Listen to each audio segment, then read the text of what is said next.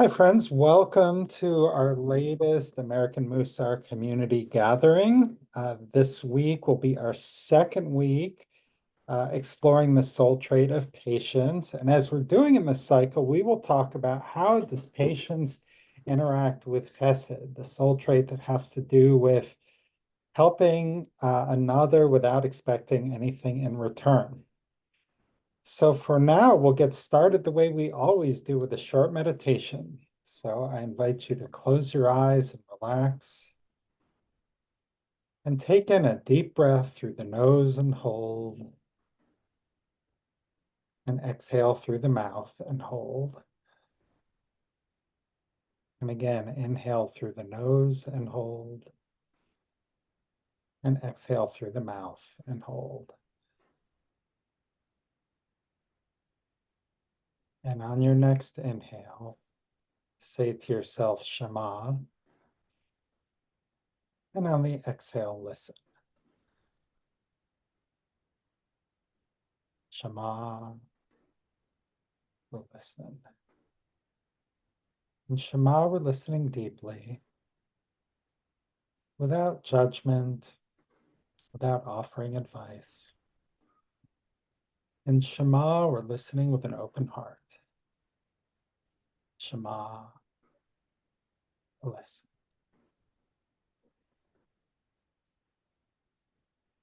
And when you're ready, you may open your eyes.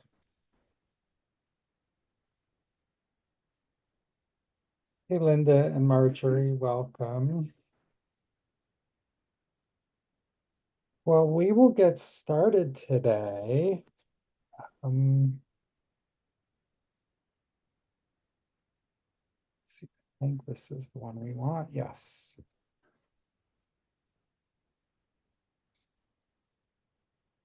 Talking about how patience has shown up for you in the last couple of weeks.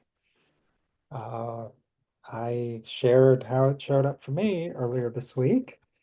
Um, for those of you who saw the email, I've been a little grumpy this week, and yesterday I got stuck in traffic, and that did not help the cause at all.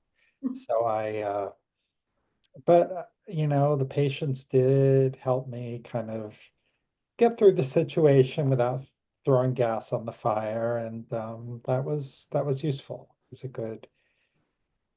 It was helpful.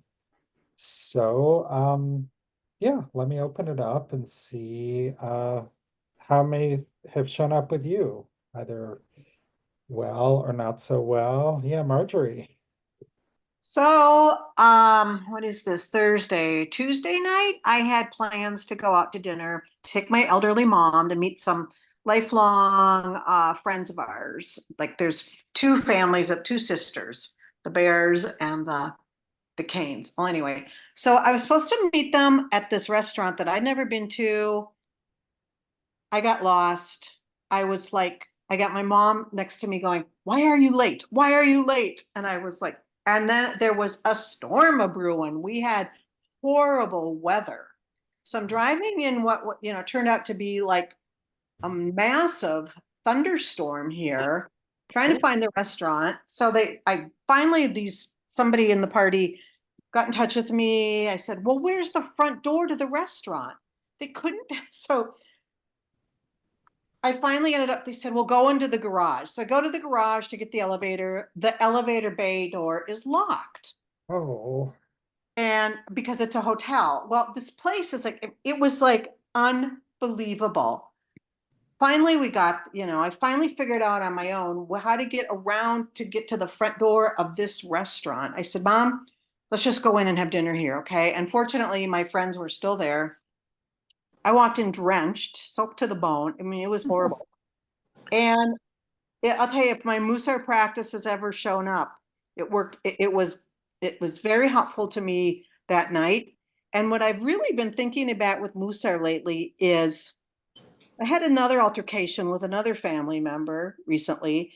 And how do I like just not like how many midot have I been using to just I want to turn around and I wish it would bounce off of them back and forth so that they would see like do you see how you are treating me? You Mm, know, and I'm not going to challenge anybody because obviously they're in their own, they're having their shtick, they're having a breakdown. But how do we, what, how do I just respond like not at all? I mean, just don't respond at all. If this is how this person is behaving, that's who they are. And maybe it's a judgment thing. I don't know. But, fortunately, like I said, Mussar has been most beneficial the last few weeks for me. So thank you to everyone. thank you for sharing, Marjorie, and listening with an open heart. And I'm glad you didn't catch a cold. If my mother were on, she would be worried that you'd gotten sick from getting drenched Oh in God, it. So, no. um, I had a hot, something hot right away. Yeah, it was a challenge. Yeah, I had a nice little hot coffee drink. good, good. But Yes. yeah, no, and that's a good, I'm so glad that Mussar was helpful and you asked some very provoking questions. Yeah, how do we manage in those situations? So, Edel and Sarah and Karen, we were talking about how patience has shown up for us in the last week or two, or how our Mussar practice has shown up. So I know you are all veterans. But next we'll hear from Wendy.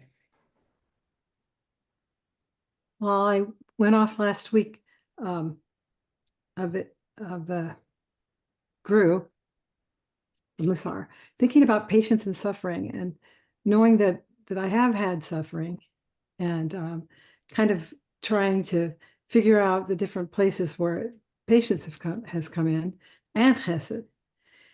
And then I opened up my computer and I saw that the Holocaust at Bergen-Belsen, when it was they were released, that they had stood by the fence and they had sung Hatikva. And I watched it and I was so amazed. I could see there's patience in suffering, I think, because some people had patience and they died, but these men and women, they had so much patience, and then they sang. Mm, They sang. So I thought that was like patience, um, like giving way to hope, and then them sharing that hope with the world. And it was just, I thought that's just, you can have patience in suffering. Because I know a lot of us were having trouble with the word suffering. And I think it's pretty broad. It's not just a physical suffering, but they did suffer physically. I think it's all suffering. That's what I mean. So that's my experience with the patience and Hesed this week. yeah, thank you. Thank you. And yeah, not everyone agreed with the use of that word, and that point is valid too. And we can sort of pick the translations that work best for us. And if something's not working, well, there's a lot of flexibility to use a different nuance of phrase. So you have Shelley and then Karen. Hi, Joe, welcome. And then we'll hear from Sue. Me now? You now. Me now. So I read something the other day. I always love when I get little things blurb up to me. And it said, imagine you had 800 or 8,000 or $800,640 and somebody stole $10 from you. Would you take the remainder of that money and throw it away because you're so upset? And it was in response to 10 seconds of when we have a reaction to something. And therefore, if you're going to throw away all that money, when you react to anything, patience, you're literally throwing away the rest of your day because you're constantly thinking about it. And then I read something the other day about, when you are having those moments where you just want to, blow your lid, is to literally just kind of close your eyes and just count to 15. And just that pause is enough to kind of go, okay, I can breathe now. now I can look at it from a different perspective. And I always believe it's important to look from the other person's perspective as well, because we don't know what's going on in their life. And sometimes our words can even make their reaction even worse. So, I often say it's just that taking that breath. It's just breathing. Thank you, Shelley. Yeah, that breath. I have Karen and then Sue. So I have worked at something that has tugged at my heart for about 20 years. And this past weekend, it was resolved. My prayers were answered. That was a lot of patience, feeling a little bit impatient as at this point in time, it seemed a little time sensitive. But I will say that some of my studies, my Mussar studies, helped me to get through that. And my other point is that whether we use the word suffering or something else, the word may have different degrees of emotion for different people. So those are my two takes. Have a great week, everybody. And I'm staying for the rest of class, but this was just a really great weekend, so I thought to share that. Thank you so much. Thank you, Karen. Okay, Sue, you are up. Okay, I was going to give my example of patience, or not patient. I don't know. Last night, Eric and I, my husband, we went to outdoor live at the lake music, which is beautiful. And we've been doing that all summer on Wednesdays. And usually we'll leave we don't stay for the whole thing. But this night the band was good and my husband wanted to go talk to them after. But it was getting really cold. And I was like, I wasn't dressed. The sun went down and I was just upset because I was cold. I mean, it's a stupid thing, right? But I wasn't very patient. And I guess what I did to get through it, I mean, obviously it's not suffering, but it was, I was getting cold and I didn't have anything to wear. And my husband says, yeah, I'd give you my shirt, but he was wearing a t-shirt, so that didn't work. Right. So I just, people were getting up and dancing and I thought, okay, I can do that. I can move, that'll help. And then I also decided to go to the bathroom. There was a bathroom there. So I guess I diverted myself from that. I would call it more of an uncomfortable, and I was impatient because I kind of wanted to go. I didn't want to be there. And I think that's part of what I think about patience. When something inconveniences me, and it's not about me. It's about he wanted to stay, so I'm going to stay. And the music was good.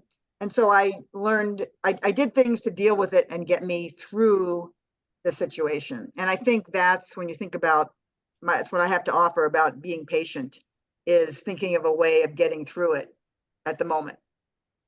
Yeah. Yeah, thank you, Sue. Yeah, sometimes we don't want to just keep waiting. We're going to take some action. I'm not going to warm up here by myself. So, and we're not going to leave, or we don't want to leave. So what else can I do? Thank you. Joanne. Yeah, so I was watching myself being impatient, and one of the things I like to do every day is walk. And so I walked over to the pharmacy to pick up my prescriptions because I need them, and it's a nice walk.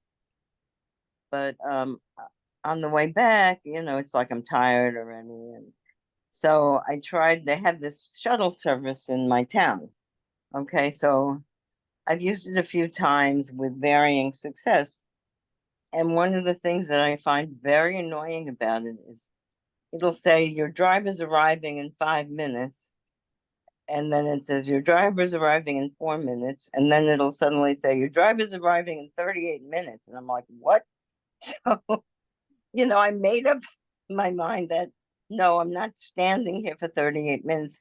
Because so kind of like Sue was saying, I mean, if it's hot out, if it's cold out, it's like I'm not that far away and I'll just walk. And so that's what I did.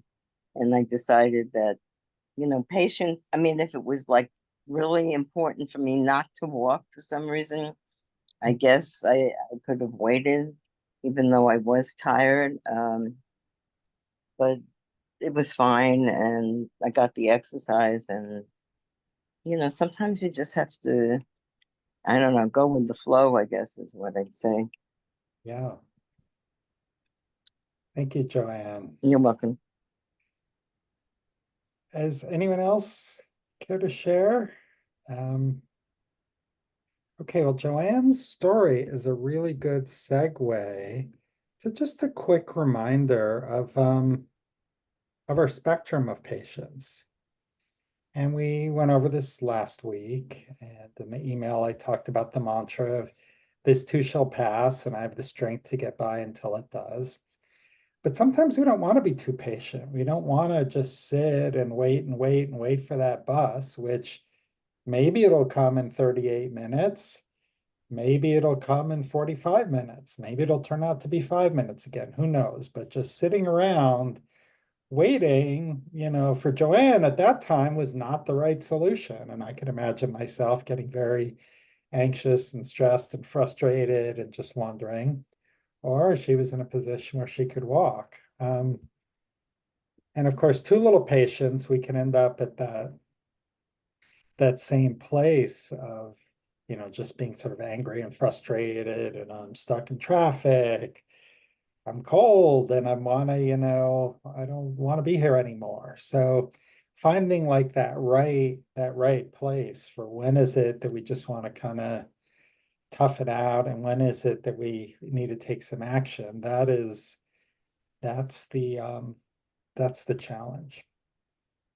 So I didn't want to spend any more time on that because I thought there was some really interesting readings from Rabbi David Jaffe, who is a great Mussar teacher. And in a few weeks in September, there's 1 week where we're going to skip because I'm going to go to the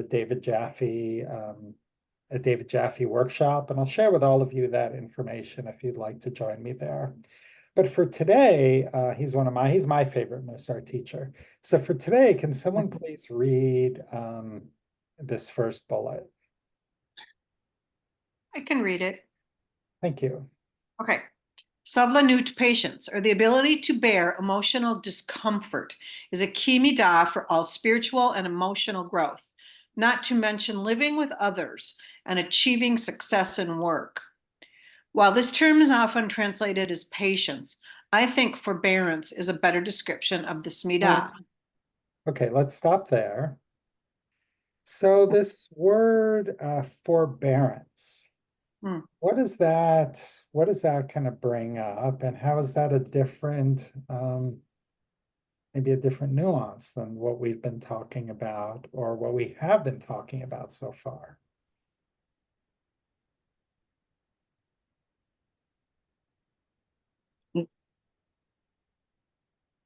Yeah, Shelley. Remember to unmute, please. I'm going to say this. I think when we think of the word impatient, if you break it up, it's actually I'm patient. And forbearance is I often think that when we get stuck in something where we get anxious and we're going, oh, I'm supposed to be there. I also believe that there's a reason why maybe we weren't meant to go.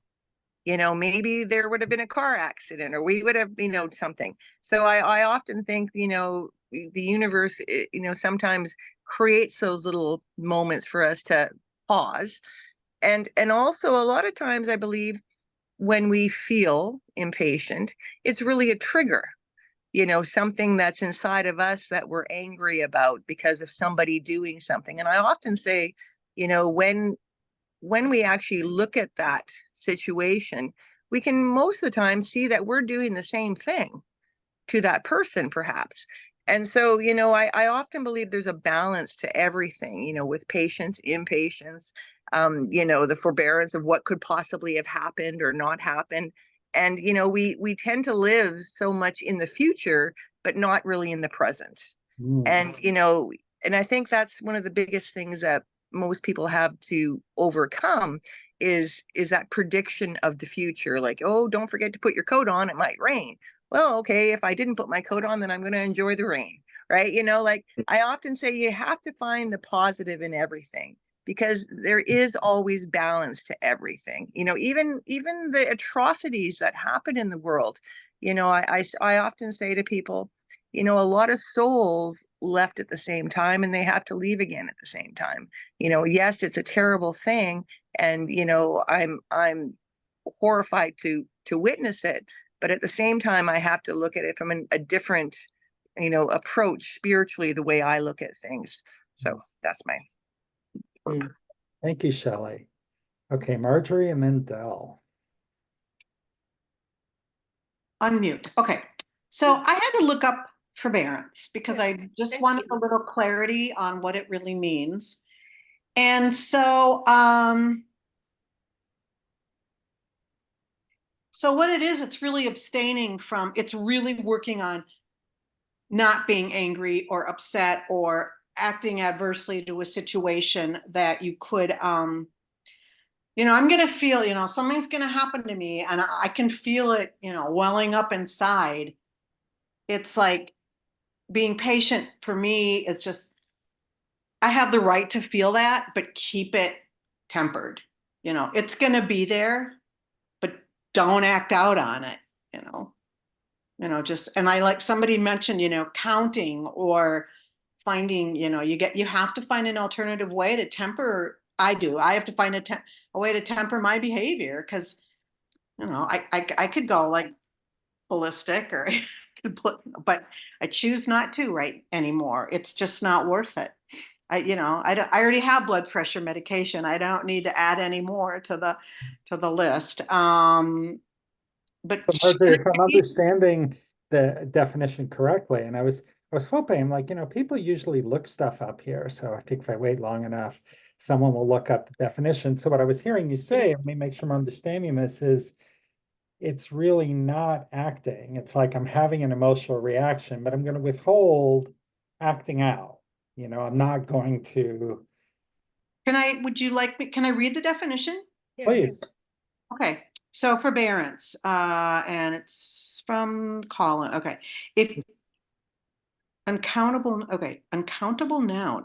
If you say that someone has shown forbearance, you admire them for behaving in a calm and sensible way about something that they have a right to be very upset or angry about.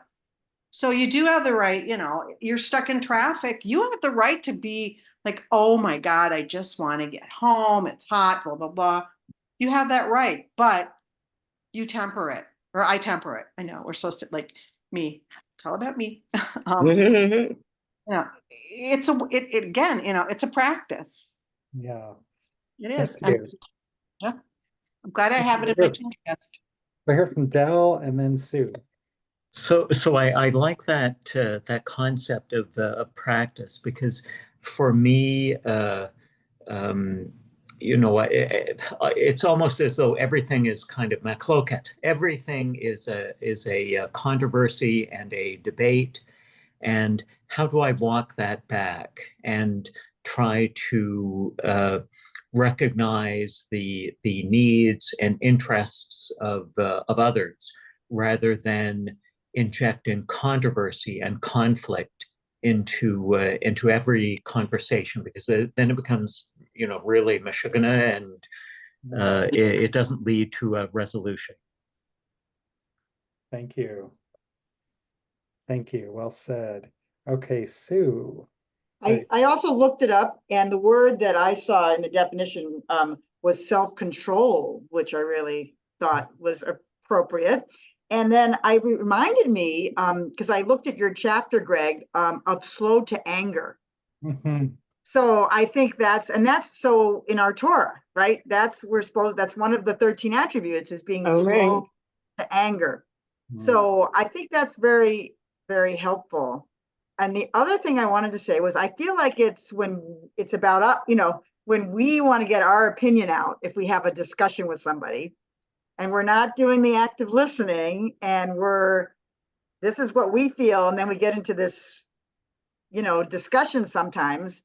I've done that, and I feel like, oh, wait a minute, I really wasn't listening to the other person. I wanted to get my viewpoint And I don't know if that's, well, I guess you can put, Hesed and patience together there, because the kind thing would be to listen, and then not react, and maybe not say anything, and maybe also practice silence in that situation.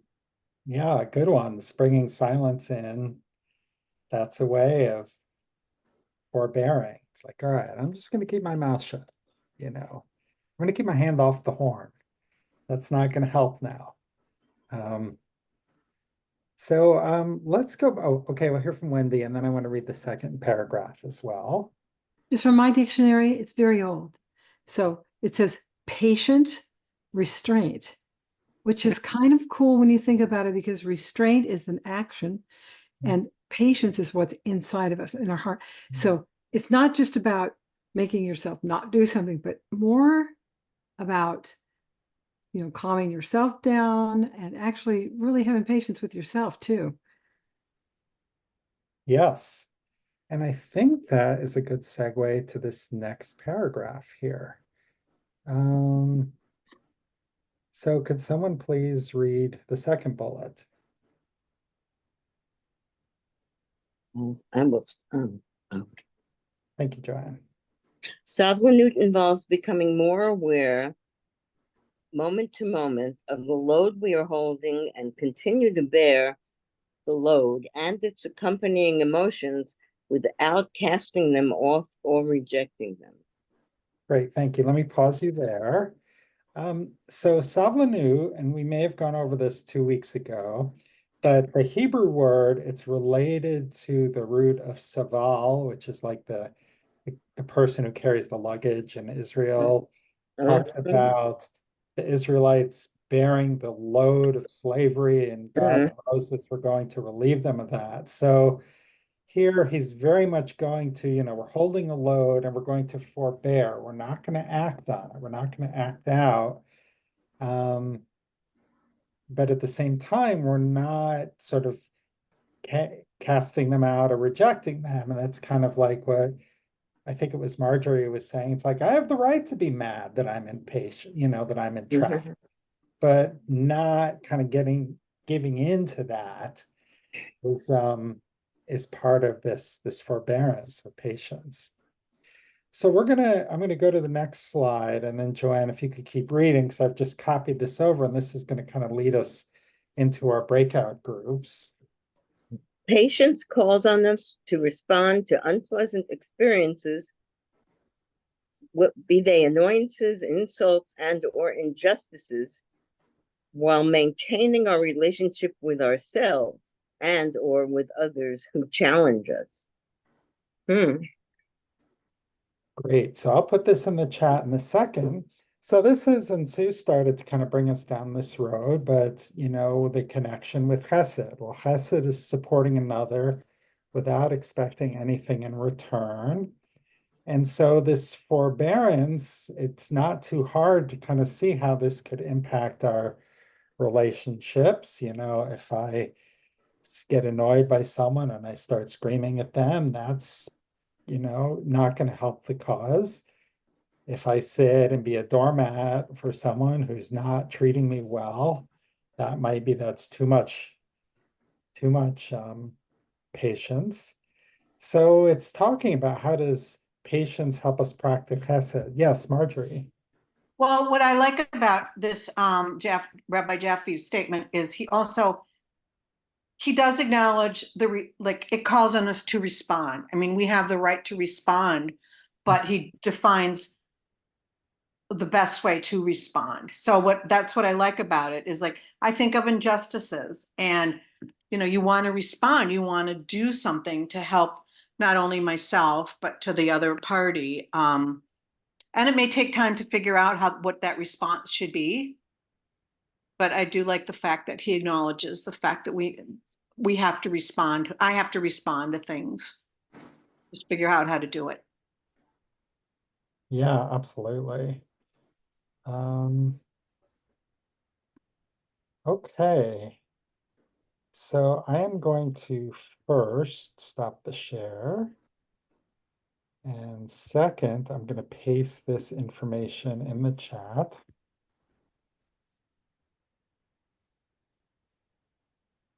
So the questions, yeah, it's how does practicing patience help us practice Chesed? And then where are the limits? It's kind of as Marjorie was saying, we have a right to respond, and does there come a point when we were being too patient? Or are responding, we can still respond with forbearance. Hey, that's not okay that you're talking to me this way, which is really different than you effing blah, blah, blah, blah, blah. Mhm. You get pretty different responses. And then if you like, are there people you're having a hard time staying in relationship right now? And how might some of this help? So I am going to open the rooms. If you just click accept, we will see you in a few minutes. Hey everyone, welcome back. Hello.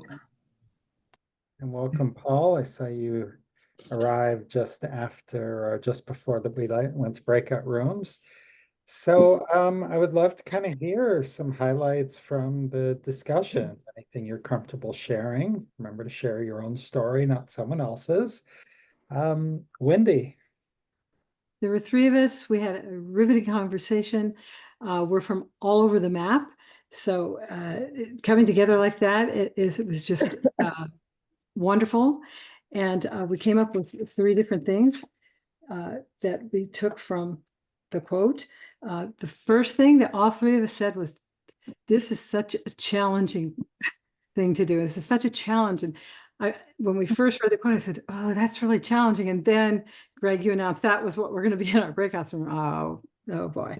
Okay, so but we did have three things that we kind of put together. The first one was that since it did talk about insults and injuries, and then it talked about relationship, that to keep your eye on the relationship first, and then to you're curious about why the person formulated those ideas. We kind of came at it with a disagreement kind of thing. So like two people disagreeing and that being kind of insulting, whatever. But curiosity, and then you start asking them, well, how do they see it? And then it's just kind of honoring them. Then the third one, which is a little bit more complex, didn't finish exactly, but that there used to be a collaboration between people, that when there were disagreements, people would talk it through. It didn't seem to be like they were like at each other's throat, like, you're so ugly, you're so this. It seemed to be more like, you're going to, I have this policy and I'm going to show you how this works. And then you have this choice. But today it's like that's been taken out of our hands. And then we came to the knowledge that, but what's really going to happen is that we the people we'll get through it and we'll make it through. And that's what we talked about. It was sort of exciting. Sounds like a great conversation, and you said a lot of good things, but the thing that really I'm percolating on is the collaboration between people, when you're in a relationship, taking a collaborative approach. It's like, yeah, of course, practicing Hesed is supporting someone else, but we also want to be in relationship with people, ideally, where there's some of that coming the other way. Toby. We really ended up talking about how patience is some other midot. And we talked about how it relates to humility and how it relates to respect, kavod, and there were a couple more, but it developed into a really interesting discussion about all of these other midot that enter into bearing the burden of the other, and discussing suffering and inconvenience and all that. But it was a really interesting discussion from the point of view of looking at other things that affect patients and Hesed. Wonderful. Yeah, absolutely. These are all interconnected. We call them soul traits, but that's just that's just a convenience because we're talking about the soul, and the soul doesn't have these neat, demarcations. Maybe there's a neighborhood, but it's a pretty, it's a pretty cosmopolitan neighborhood where a lot of people live there, and so Karen. As I was listening to all of this, I came to an understanding that I didn't have before I joined the group tonight, which relates to this 20-year issue that was finally resolved in a positive way. And I realized looking back that it was chesed, kindness, when I wasn't really involved in the entire holistic approach of chesed. But I'm going to put it this way: the chesed tempered my impatience at times over the years and kind of turned the impatience into tenacity, meaning that I needed to get this done and I wasn't going to let go of it, but I wasn't going to have impulsively stereotypical impatient behaviors. And so when I say I was like patient over 20 years for this to happen, there were times that it was really difficult, and I was tenacious and I was determined that as long as I was still breathing and other parties were still breathing, that I could make this work.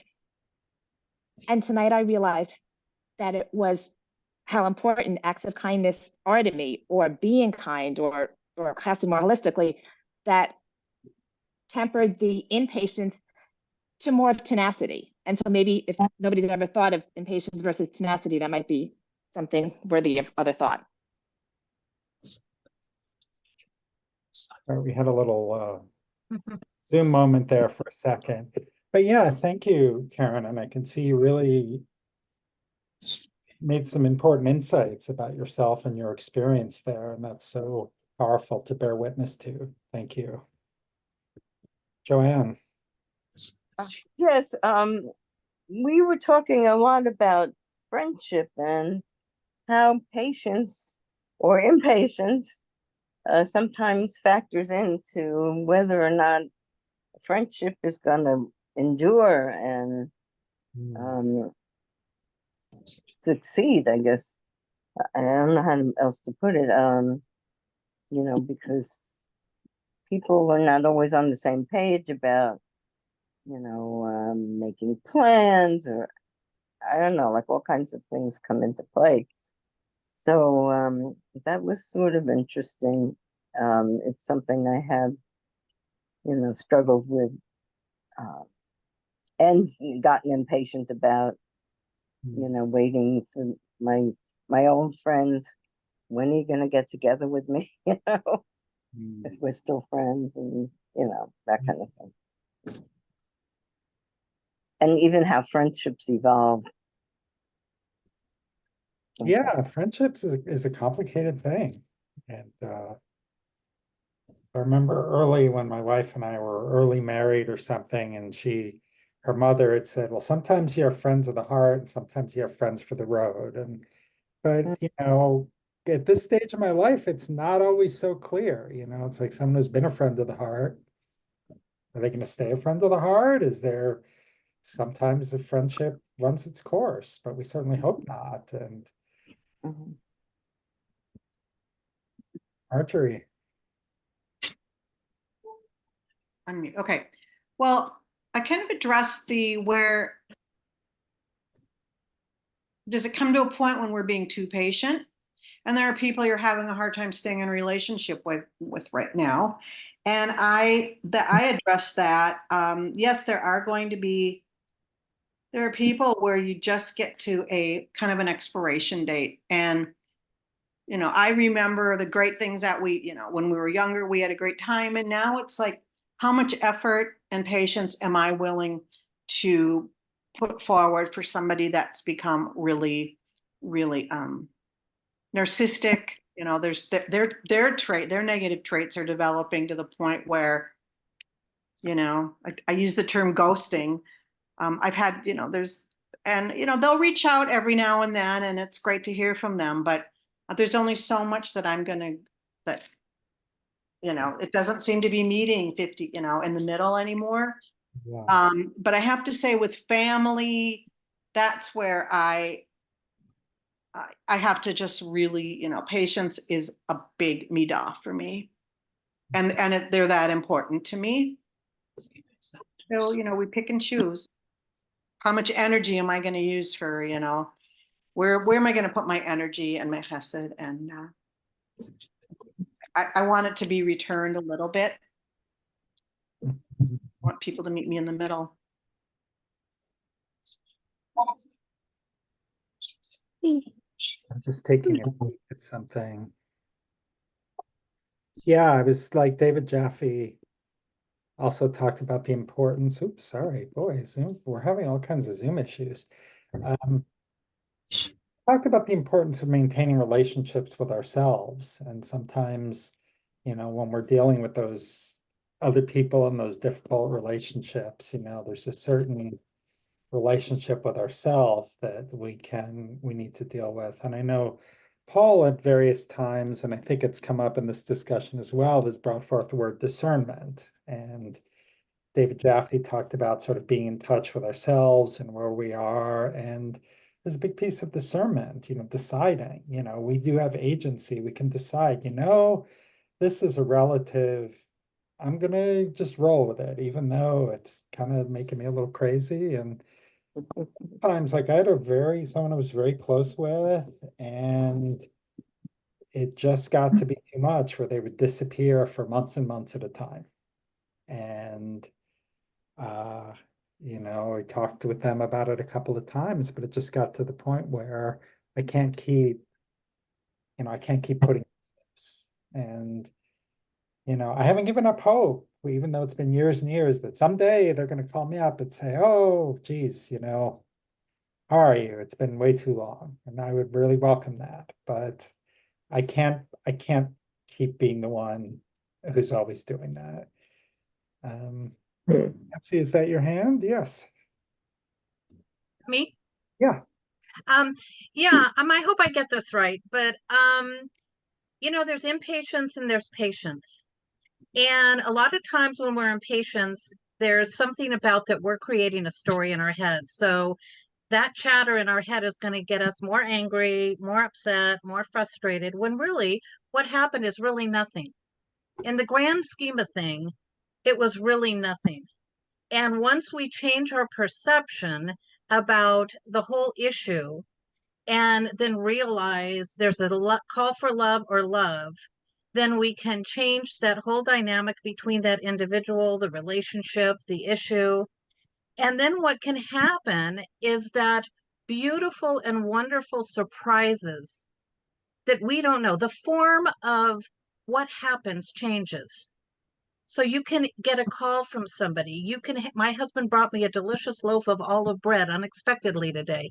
The little things in life that are surprises to you is what you go into your divine spirit about and know that's there. All that other stuff that you were told is not who you are anymore. And we need to find who we are.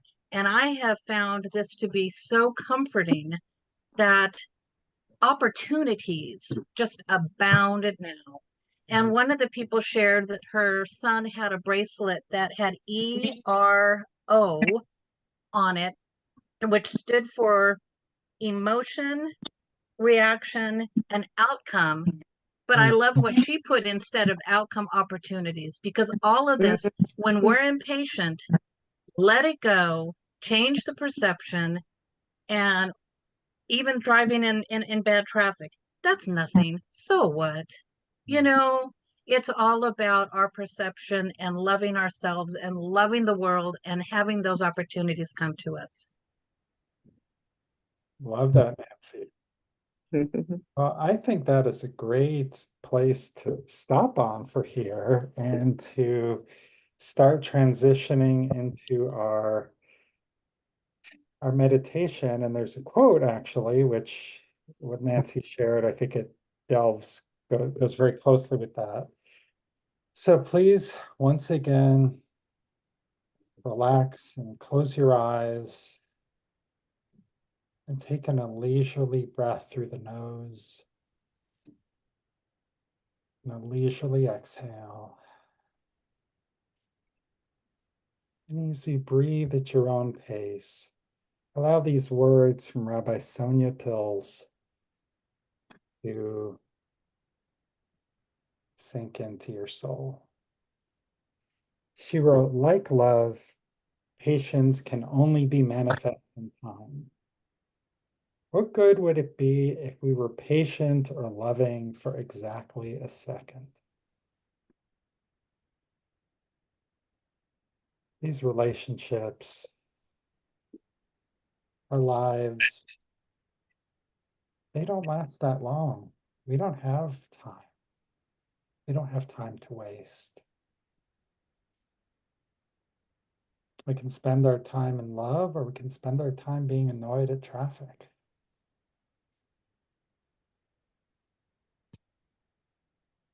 Allow that moment, that reorientation to just sink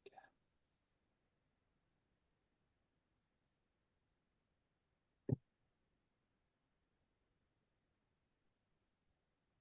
When it comes to one of these challenging situations,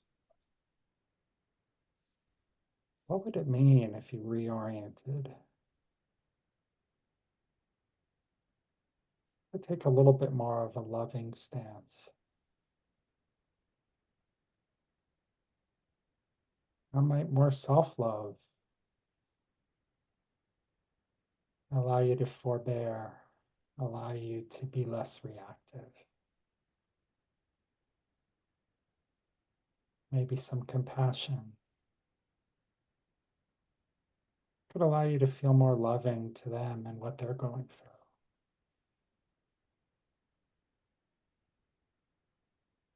Or maybe a more loving attitude can help you set a boundary. So, you know, this isn't working for me right now.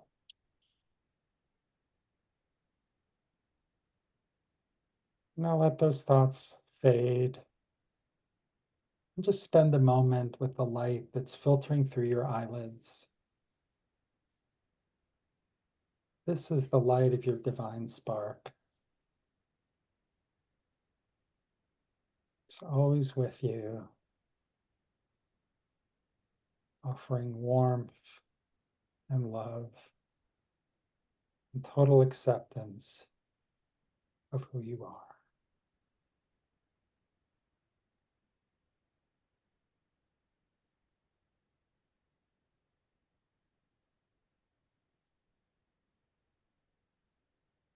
When you're ready, you may open your eyes.